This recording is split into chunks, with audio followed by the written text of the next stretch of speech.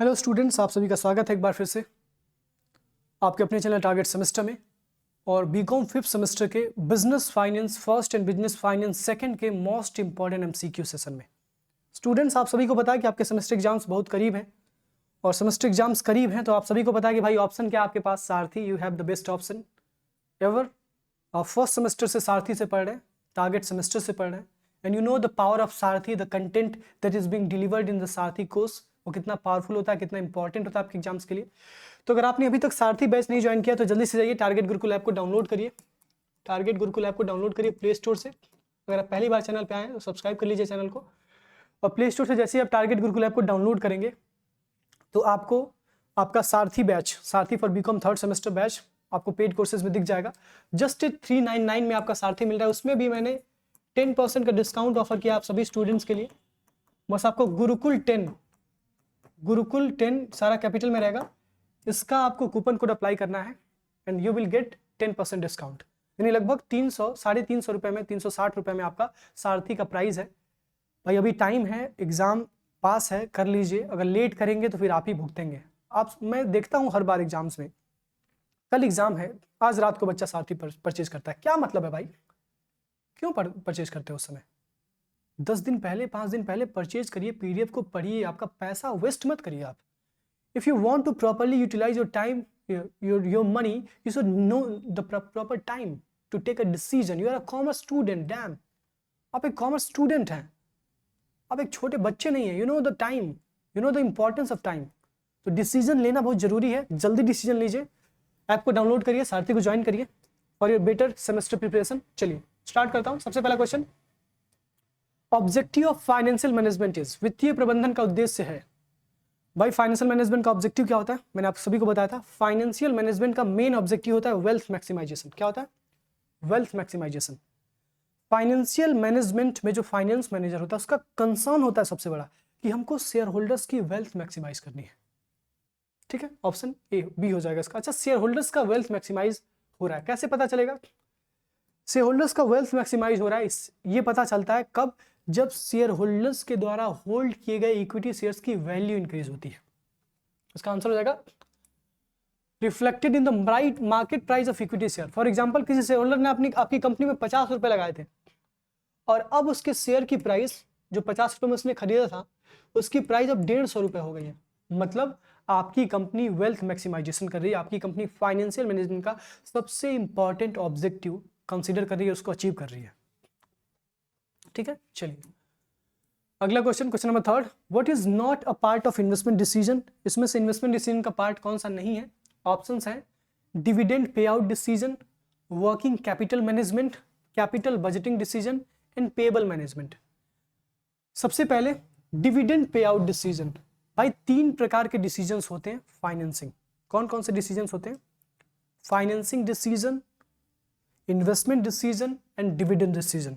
Financing decision में हम ये डिसाइड करते हैं कि पैसा कहां से लाना है। क्या डिसाइड करते हैं? कि पैसा कहां से लाना है। दूसरा हम डिसाइड करते हैं इन्वेस्टमेंट डिसीजन, पैसा कहां लगाना है। और तीसरा हम ये डिसाइड करते हैं कि पैसा हमने जो कमाया है, भाई पैसा लगाएंगे तो पैसा कमाएंगे, जाहिर सी बात है। पैसा हमने जो लगाया उससे हम कुछ ना कुछ पैसा कमाएंगे, और वो कमाए गए पैसे के साथ क्या करना है, कितना पैसा बचा के रखना है एज अ रिटेन्ड अर्निंग, और कितना पैसा बिजनेस में री इन्वेस्ट कर देना है। This is called financial decision. तो फाइनेंशियल डिसीजन 3 प्रकार के होते हैं। फाइनेंसिंग डिसीजन, पैसा कहां से लाना है, कितना पैसा लाना है। दूसरा इन्वेस्टमेंट डिसीजन, पैसा कहां लगाना है, कितना पैसा किस चीज में लगाना है। तीसरा जो पैसा लगाए हो उस पर पैसा कमाओगे, जो पैसा कमाएंगे आप उस पैसे को आप कहां बांटेंगे। क्या आप डिविडेंड देंगे अपने शेयर होल्डर्स को, या फिर आप अपने पैसे को बचा के रखेंगे, री इन्वेस्ट करेंगे। ठीक है, अब देखिए पूछा क्या गया है कि इसमें से कौन सा इन्वेस्टमेंट डिसीजन का पार्ट नहीं है। भाई इन्वेस्टमेंट डिसीजन का पार्ट कौन सा नहीं है? ऑप्शंस हैं dividend pay out decision, working capital management, capital budgeting decision, payable management. अब ध्यान से समझिएगा, कैपिटल बजटिंग डिसीजन, भाई ये तो लॉन्ग टर्म इन्वेस्टमेंट डिसीजन होता है, तो पार्ट कैसा नहीं होगा? तो लॉन्ग टर्म डिसीजन होता है कंपनी का। दूसरा वर्किंग कैपिटल मैनेजमेंट, ये शॉर्ट टर्म इन्वेस्टमेंट डिसीजन होता है कंपनी का। तो ये दोनों के दोनों इन्वेस्टमेंट डिसीजन हो गए, ये दोनों के दोनों निवेश निर्णय हो गए। पहला डिविडेंड पे आउट डिसीजन, ये तो डिविडेंड डिसीजन होता है, ये इन्वेस्टमेंट डिसीजन थोड़ा ना होता है। तो इसका आंसर हो जाएगा ए डिविडेंड पे आउट डिसीजन। लेकिन इसका ऑप्शन डी देखिए, पेएबल मैनेजमेंट, हमको कितना पैसा देना है। तो भाई ये पेएबल मैनेजमेंट, इसका तो लॉजिक नहीं, यहाँ पे नन ऑफ दीज आंसर होना चाहिए, ठीक है, ऑप्शन होना चाहिए। और इसका आंसर आपका करेक्ट होगा option A, dividend pay out decision investment decision का हिस्सा नहीं है, क्योंकि डिविडेंड पे आउट डिसीजन खुद अपने आप में एक अलग डिसीजन है, इन्वेस्टमेंट डिसीजन थोड़ा है, ठीक है। चलिए अगला क्वेश्चन, फाइनेंस फंक्शन इन्वॉल्व्स वित्त समारोह में शामिल होते हैं, कौन कौन से फंक्शंस होते हैं फाइनेंस के। ऑप्शन है procurement of funds only, expenditure of funds only, safe custody of funds, and the procurement and effective utilisation of funds. सही बात है भाई, फाइनेंस का मेन फंक्शन होता है, फाइनेंस मैनेजर का मुख्य कार्य होता है कि वो पैसा अच्छे से लाए और पैसा अच्छे से लगाए, that is effective procurement of funds and effective utilisation of funds. पैसे को अच्छे से लाना है, कम पैसे में लाना है, कम कॉस्ट में लाना है, और उस पैसे को ऐसे जगह पे इन्वेस्ट करना है जहाँ से हम मैक्सिमम अर्निंग कर सके, मैक्सिमम प्रॉफिट जनरेट कर सके। इसका ऑप्शन डी हो जाएगा, procurement and effective utilisation of funds. अगला question, the objective of wealth maximisation takes into consideration, धन अधिकतमकरण का उद्देश्य ध्यान में रखता है। तो भाई जो वेल्थ मैक्सिमाइजेशन है उसमें हम किस चीज को कंसीडर करते हैं। ऑप्शंस हैं risk related to uncertainty of return, return की अनिश्चितता से संबंधित जोखिम, टाइमिंग ऑफ एक्सपेक्टेड रिटर्न्स, अपेक्षित रिटर्न का समय, अमाउंट ऑफ रिटर्न्स एक्सपेक्टेड, अपेक्षित रिटर्न की राशि, या ऑल ऑफ दीज। बताइए क्या पूछा गया है कि जो वेल्थ मैक्सिमाइजेशन है उस ऑब्जेक्टिव को हमें अचीव करना है, तो उस ऑब्जेक्टिव को अचीव करने के लिए हमें किन किन चीज़ों का ध्यान रखना पड़ेगा। ऑप्शंस हैं हमने जो पैसा इन्वेस्ट किया है उसमें कितना रिस्क है, हमने जो पैसा इन्वेस्ट किया है उसमें कितने दिन के बाद रिटर्न आएगा और कितना रिटर्न आएगा। भाई ये तीनों जरूरी है। तो आपका जो वेल्थ मैक्सिमाइजेशन है ना, ये तीनों डिसीजन, ये तीनों चीज़ों को ध्यान में रखते हुए डिसाइड किया जाता है, डिसीजन लिया जाता है। अगला, which of the following is not a cash outflow for the firm, निम्नलिखित में से कौन सा फर्म के नगदी बहिर्वाह नहीं है। ऑप्शंस हैं dividend, interest payment, taxes and depreciation. आप सभी को पता है डेप्रिसिएशन का मतलब होता है fall in the value of fixed tangible asset, किसी अचल मूर्त संपत्ति की मूल्य में गिरावट आ रही है, दिस इज कॉल्ड डेप्रिसिएशन। और वहीं किसी इनटेंजिबल एसेट की वैल्यू में गिरावट आती है, then this is called amortization. अब ये जो आपका डेप्रिसिएशन है ना, डेप्रिसिएशन जब होता है, जैसे मान लीजिए आपने कोई सामान खरीदा 1 लाख का, अब उसकी वैल्यू 1 लाख से घट के 80,000 हो गई, क्योंकि आपने उसको यूज किया, आपने उसको रखा। अब यूज करते हैं तो भाई कोई भी चीज यूज करेंगे तो उसकी वैल्यू तो घटेगी, जाहिर सी बात है। अब यूज भी नहीं किया तो भी वैल्यू घट जाती है। जैसे आपने एक नया फोन खरीदा एप्पल का, शोरूम से भी आप लेके आए उसको, अब शोरूम से निकालने के बाद जब आप किसी को बेचेंगे ना तो सेकेंड हैंड हो जाएगा, वो फोन चला नहीं है, बिल्कुल फ्रेश फोन है, लेकिन फिर भी आपको उस फोन के बदले उतना प्राइस नहीं मिलेगा जितना आपने खुद पे किया है। दैट इज एसेट की वैल्यू गिर गई। क्या एसेट की वैल्यू गिरी है तो हमें हमारा कोई कैश गया जेब से निकल के? नहीं भाई, मशीन की वैल्यू गिरती है तो हम उसका बैलेंस शीट में इफेक्ट दिखाते हैं, प्रॉफिट एंड लॉस अकाउंट में इफेक्ट दिखाते हैं, लेकिन उसमें कैश आउटफ्लो थोड़ा होता है, उसका इफेक्ट हम कैश फ्लो स्टेटमेंट में थोड़ा दिखाते हैं। ठीक है, इसका ऑप्शन हो जाएगा डेप्रिसिएशन। डेप्रिसिएशन में कैश का आउटफ्लो नहीं होता है। बाकी जब आप डिविडेंड देते हैं तो कंपनी के बैंक अकाउंट से पैसा क्रेडिट होता है, डेबिट होता है और क्रेडिट होता है आपके शेयर होल्डर्स के अकाउंट में। इंटरेस्ट पेमेंट करेंगे तो फिर बैंक अकाउंट से डेबिट होगा, और फिर अगर आप टैक्सेस को पे करेंगे तो भी सरकार आपसे पैसा लेगी, कैश का आउटफ्लो होगा ही, निश्चित है। अगला question, market value of the firm is a result of, firm का बाजार मूल्य किसका परिणाम है, यानी फर्म का जो मार्केट वैल्यू है वो किसकी वजह से डिसाइड होता है। ऑप्शंस हैं financing decision, investment decision, risk, return, trade off. बताइए जो मार्केट वैल्यू है वो कैसे डिटरमाइन होती है फर्म की, इन्वेस्टमेंट डिसीजन से, फाइनेंसिंग डिसीजन से, या रिस्क रिटर्न ट्रेड ऑफ से। तो इसका आंसर होगा रिस्क रिटर्न ट्रेड ऑफ। किसी प्रोजेक्ट में पैसा लगाने का रिस्क कितना है और उस प्रोजेक्ट से रिटर्न कितना आ सकता है, इस बात पे डिपेंड करेगा कि उस प्रोजेक्ट की मार्केट वैल्यू कितनी होगी, उस कंपनी की मार्केट वैल्यू कितनी होगी। फॉर एग्जांपल अगर कोई कंपनी है, फॉर एग्जांपल अडानी कंपनी है, आप सभी को पता होगा अभी अडानी जी के खिलाफ चार्जशीट दायर की गई है अमेरिका में और अरेस्ट वारंट उनके खिलाफ जारी किया गया है अमेरिका में। अब देखिए हमको अडानी में पैसा लगाना है। अब हमको डर है ना कि अगर अडानी नहीं रहेगा तो अडानी जैसा लीडर नहीं रहेगा तो भाई उसकी कंपनी डूब जाएगी, because Adani is the best leader to operate this company और अभी तक हमने उसके अलावा कोई दूसरा चेहरा देखा भी नहीं है। तो हम जब पैसा लगाएंगे तो हम रिस्क हमको दिखेगा, अच्छा रिटर्न क्या दिखेगा कि भाई हाँ अडानी बहुत अच्छा प्रॉफिट कमा रही है, इसकी कंपनी प्रॉफिट हम कमा लेंगे, लेकिन रिस्क भी ज़्यादा है। और अभी पता है आपको, जैसे ही अडानी जी के खिलाफ अरेस्ट वारंट वगैरह जारी हुआ है तुरंत उनके शेयर्स की प्राइजेस जो है बिल्कुल कम हो गई हैं, चली गई नीचे। इतना ज़्यादा नुकसान हुआ स्टॉक मार्केट के, जो स्पेशली ट्रेडर्स थे जो इंट्राडे ट्रेडिंग कर रहे थे उनके शेयर्स वगैरह में, उनका तो हालत ख़राब हो गया।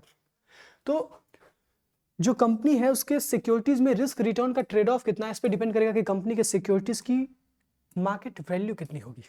अगला question, the time value of money explains that, पैसे का मूल्य, पैसे का समय मूल्य बताता है। क्या बताता है भाई? पहला, unit of money receive today is worth more than a unit of money received in future. दूसरा, unit of money receive today is worth less than a unit received in future. अगला, unit of money receive today is same as the money received in future. ध्यान से, आज का जो पैसा है ना उसकी वैल्यू ज़्यादा है एज कंपेयर टू कल के पैसे से, क्योंकि इन्फ्लेशन बढ़ता जा रहा है।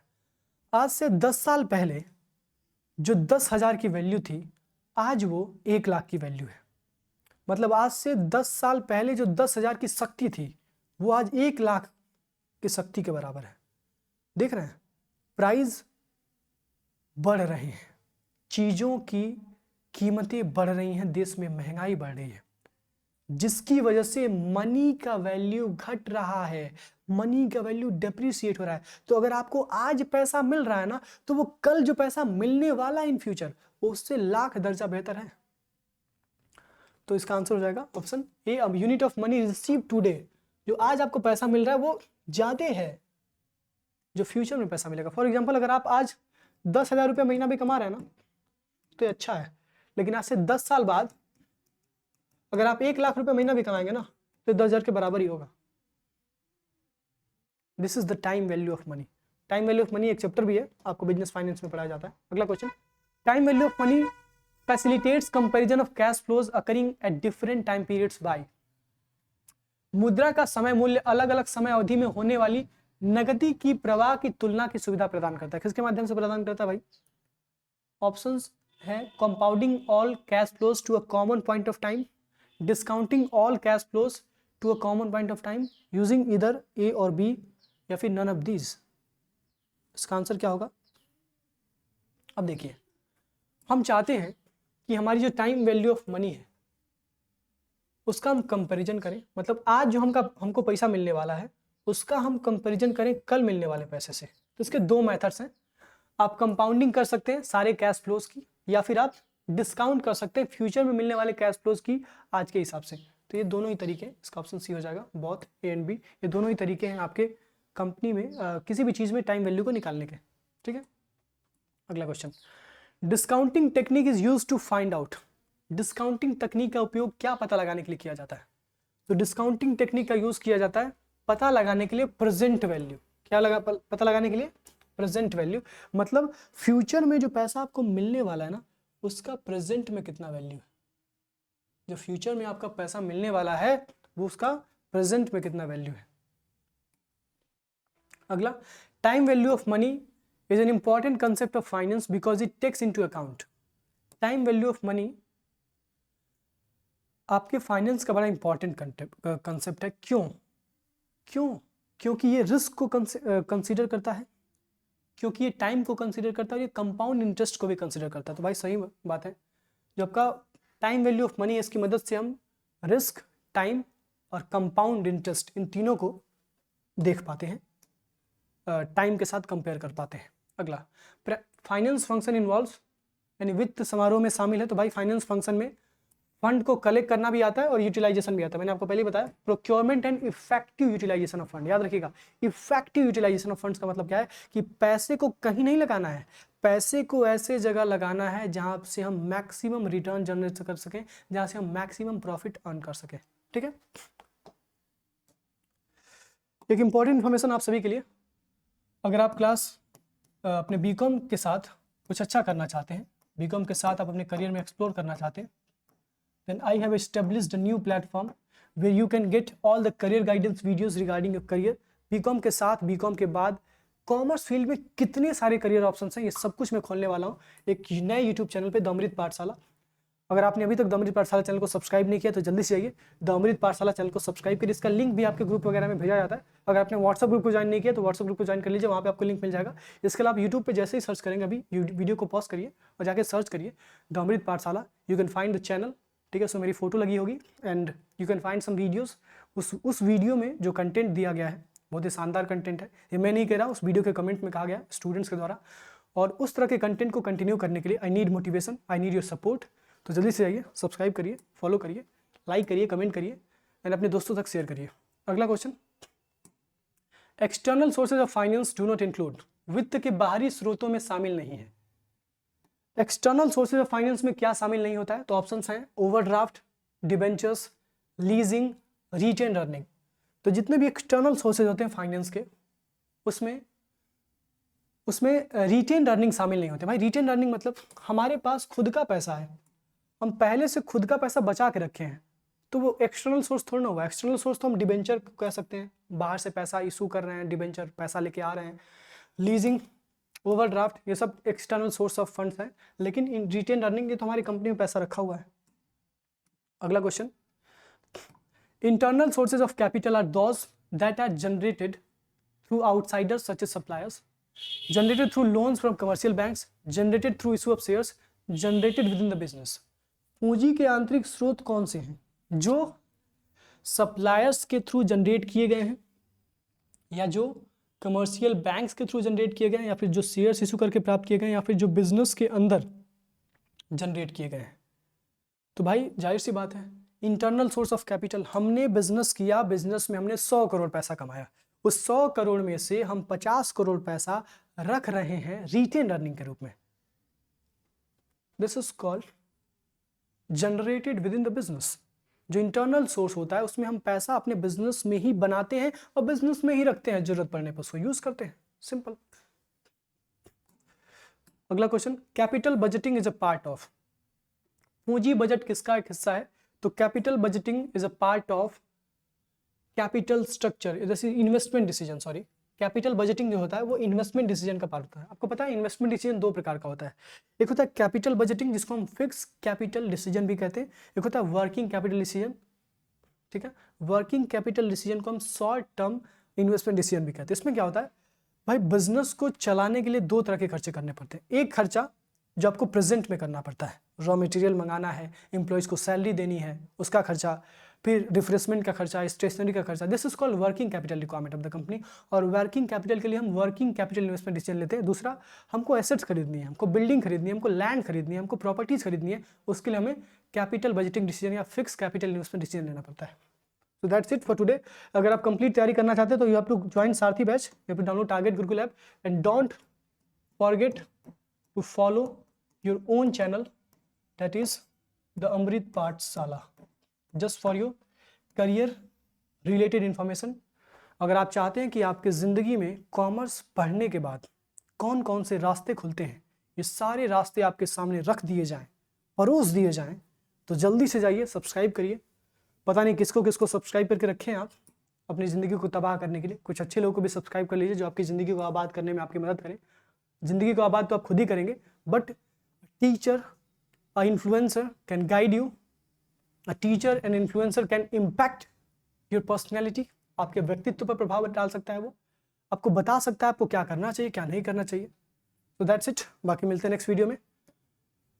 हाँ, व्हाट्सअप ग्रुप का लिंक आपको दिया गया है डिस्क्रिप्शन बॉक्स में, व्हाट्सअप ग्रुप से जरूर जुड़ जाइएगा। व्हाट्सअप ग्रुप में आपको इस वीडियोस का लिंक भी दिया जाता है और साथ ही साथ जितनी भी हमारी फ्यूचर कम्युनिकेशंस होती हैं वो व्हाट्सअप ग्रुप के जरिए होती है। दैट्स इट, बाकी मिलते हैं नेक्स्ट वीडियो में।